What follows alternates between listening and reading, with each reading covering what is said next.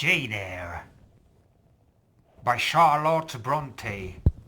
Fragments from chapter 6. What is your name besides Burns? Helen. Do you come a long way from here? I come from a place farther north, quite on the borders of Scotland. Will you ever go back? I hope so, but nobody can be sure of the future. You must wish to leave Lowood. No, why should I? I was sent to Lowood to get an education, and it would be of no use going away until I have attained that object. But the teacher, Miss Scatcher, is so cruel to you. Cruel? Not at all. She is severe. She dislikes my faults. And if I were in your place, I should dislike her. I should resist her. If she struck me with that rod, I should get it from her hand and I should break it under her nose. Probably you would do nothing of the sort. But if you did, Mr. Brocklehurst would expel you from the school. That would be a great grief to your relations. It is far better to endure patiently a smart, which nobody feels but yourself, than to commit a hasty action whose evil consequences will extend to all connected with you. And besides, the Bible bids us return good for evil. But then, it seems disgraceful to be flogged and be sent to stand in the middle of a room full of people, and you are such a great girl. I am far younger than you, and I could not bear it. Yet, it would be your duty to bear it, if you could not avoid it.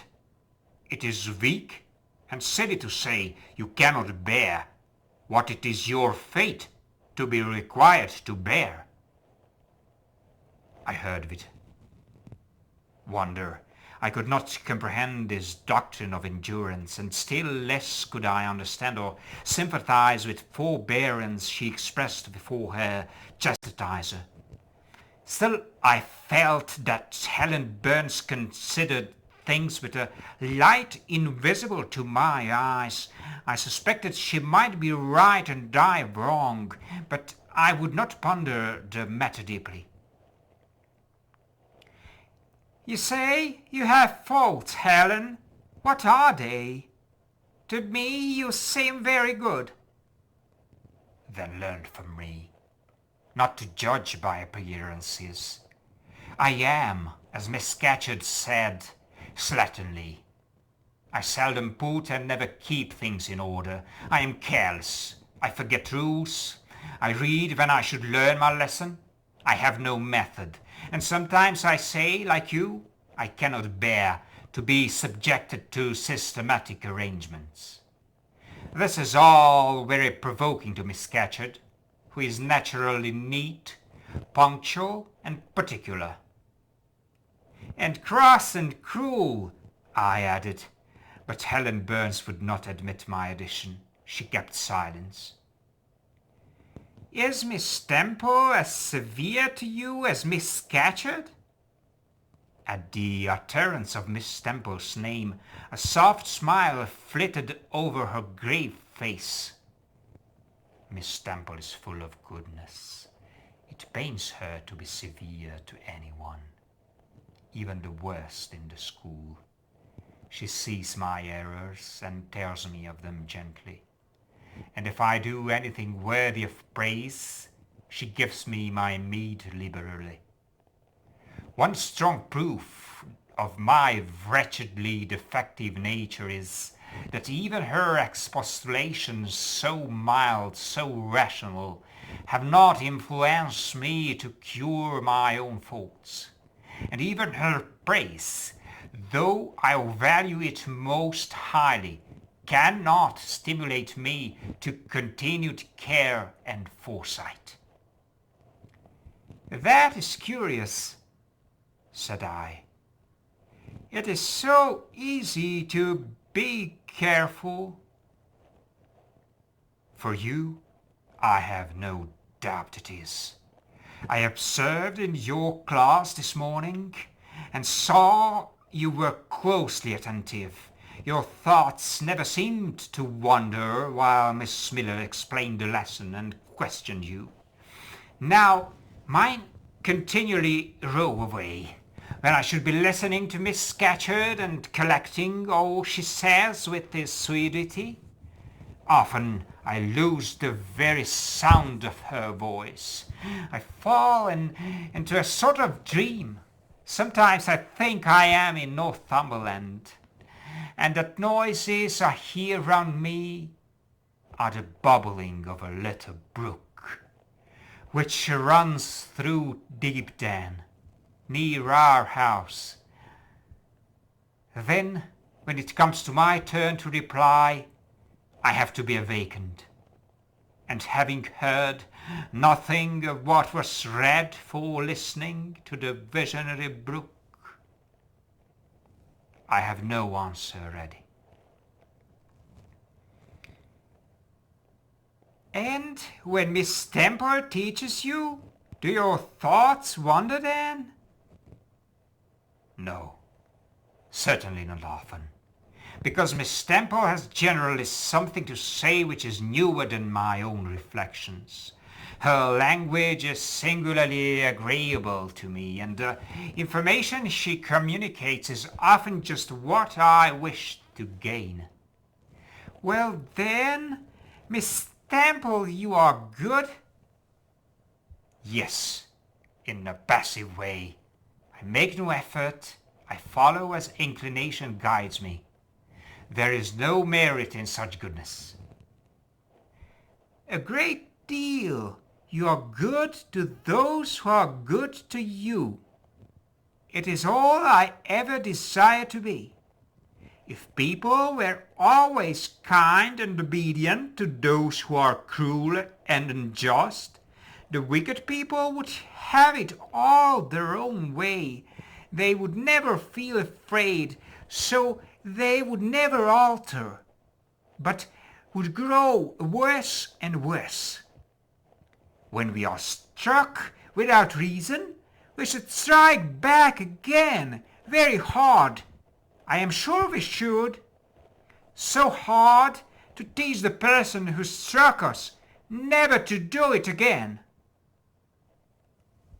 You will change your mind, I hope, when you grow older. As yet, you are but a little untaught girl. But I feel this, Helen. I must dislike those who, whatever I do to please them, persist in disliking me. I must resist those who punish me unjustly.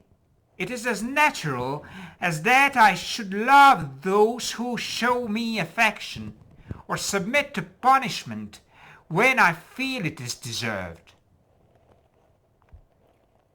Heathens and savage tribes hold that doctrine, but Christians and civilized nations disown it.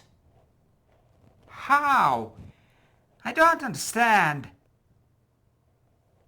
It is not violence that best overcomes hate, nor vengeance that most certainly heals injury. What then? Read the New Testament and observe what Christ says and how he acts.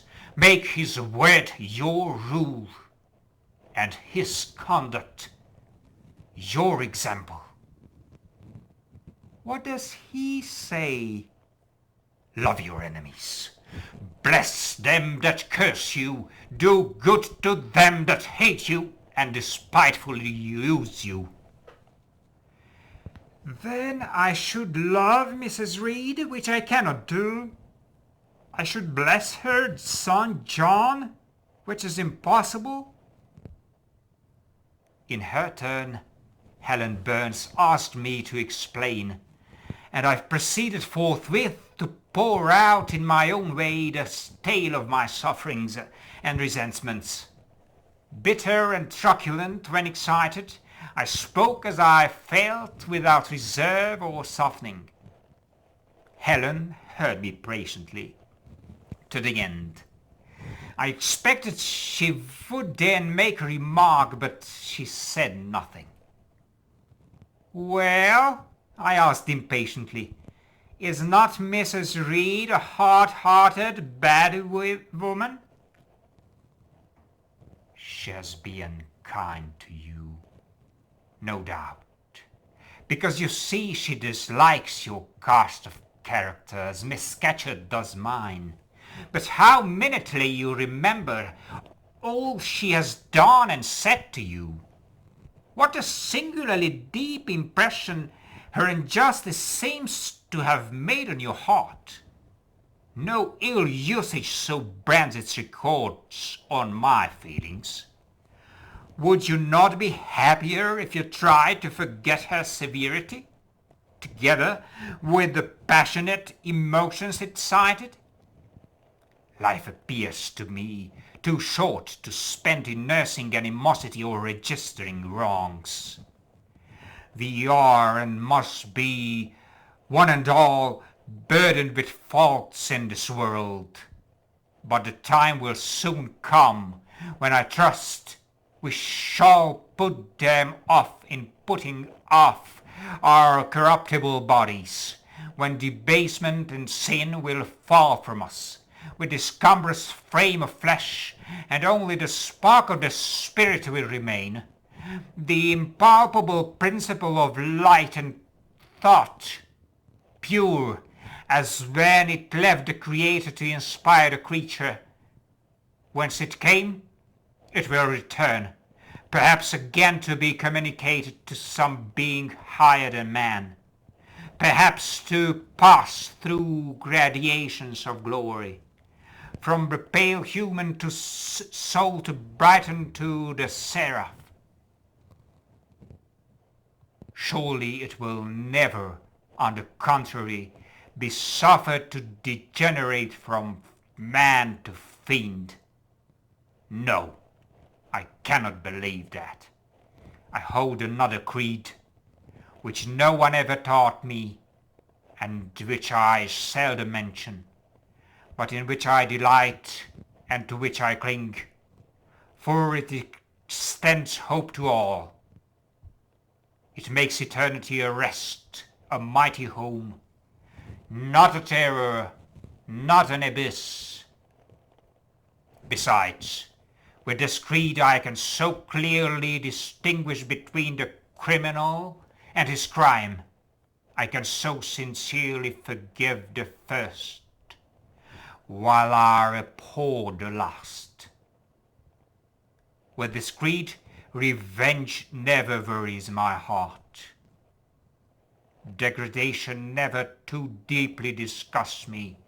Injustice never crushes me too low. I live in calm, looking to the end.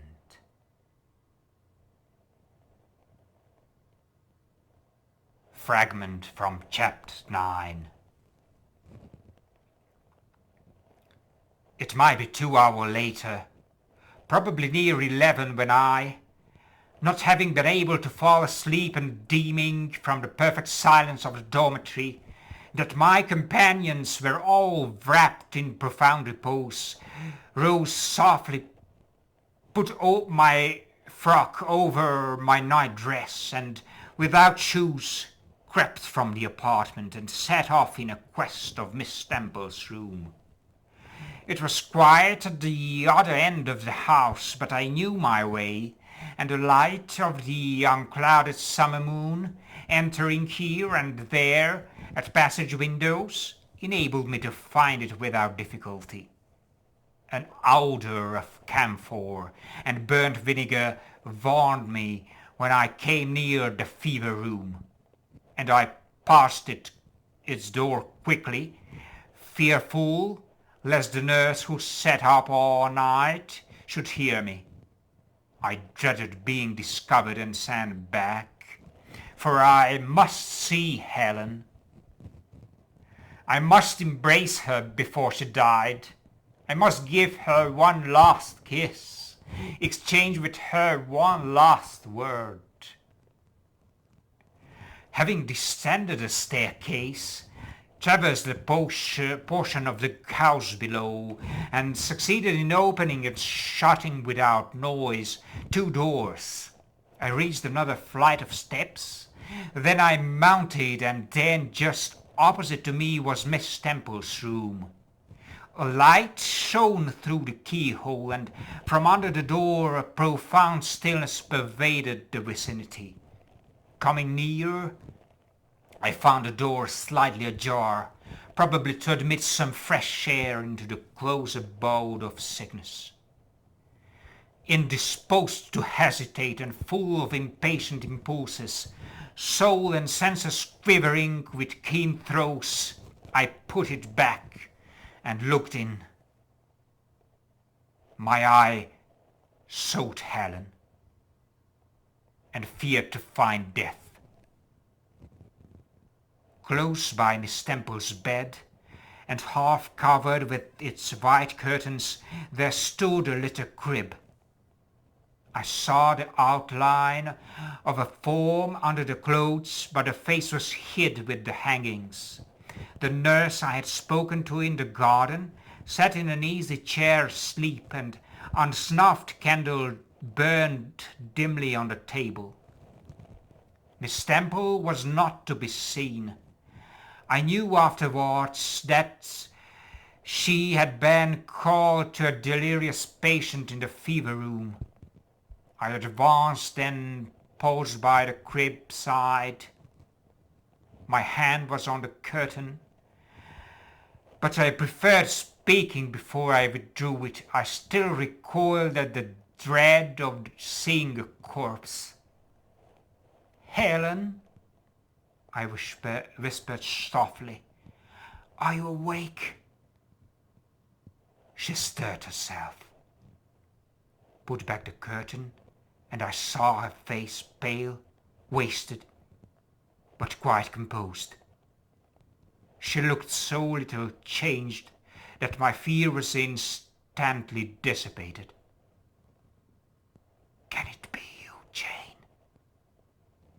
she asked in her own gentle voice. "Oh," I thought, "she is not going to die. They are mistaken. She could not speak and look so calmly if she were." I got onto her crib and kissed her. Her forehead was cold, and her cheek both cold and thin, and so were her hand and wrist, but she smiled as of old. "Why are you come here, Jane? It is past 11 o'clock. I had it strike some minutes since." "I came to see you, Helen. I hear you were very ill, and I could not sleep till I had spoken to you." "You came to bid me goodbye, then? You are just in time, probably." "Are you going somewhere, Helen? Are you going home?" "Yes, to my long home. My lost home." "No, no, Helen," I stopped, distressed. While I tried to devour my tears, a fit of coughing seized Helen. It did not, however, wake the nurse. When it was over, she lay some minutes exhausted, then she whispered, "Jane, your little feet are bare. Lie down and cover yourself with my quilt." And I did so. She put her arms over me and nestled close to her. After a long silence, she resumed, still whispering, "I am very happy, Jane. And when you hear that I'm dead, you must be sure and not grieve. There is nothing to grieve about. We all must die one day, and the illness which is removing me is not painful. It is gentle and gradual. My mind is at rest. I leave no one to regret me much. I have only a father, and he is lately married, and will not miss me. By dying young I shall escape great sufferings. I had not qualities or talents to make my way very well in this world. I should have been continually at fault. But where are you going to, Helen? Can you see? Do you know?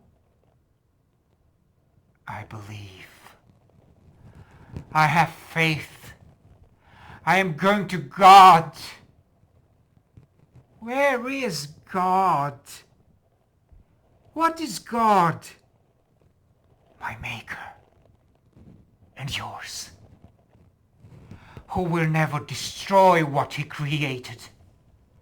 I rely implicitly on his power and can find wholly in his goodness. I count the hours till that eventful one arrives, which shall restore me to him, reveal him to me.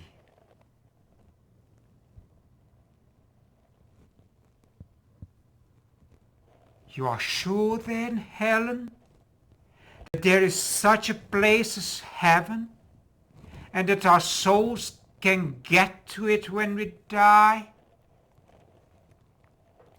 I am sure there is a future state. I believe God is good. I can resign my mortal part to him without any misgiving. God is my Father. God is my friend. I love him. I believe he loves me. And shall I see you again, Helen, when I die? You will come to the same region of happiness, be received by the same mighty, universal parent, no doubt, dear Jane. Again, I question, but this time only in thought. Where is that region? Does it exist? And I clasped my arms closer around Helen. She seemed dearer to me than ever. I felt as if I could not let her go. I lay with my face hidden on her neck. Presently she said in the sweetest tone, "How comfortable I am." That last fit of coughing has tired me a little. I feel I could sleep. But don't leave me, Jane. I like to have you near me. I'll stay with you, dear Helen. No one shall take me away. Are you warm, darling? Yes. Good night, Jane. Good night, Helen.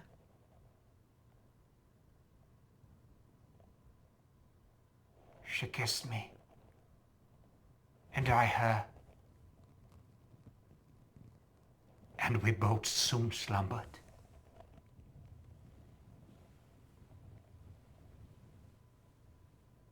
When I awoke, it was day. An unusual movement roused me. I looked up. I was in somebody's arms. The nurse held me. She was carrying me through the passage back to the dormitory. I was not reprimanded for leaving my bed. People had something else to think about.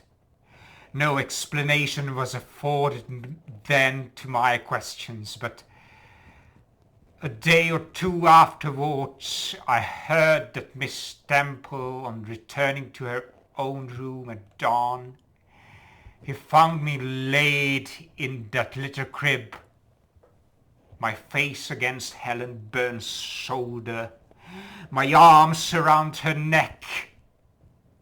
I was asleep, and Helen was dead.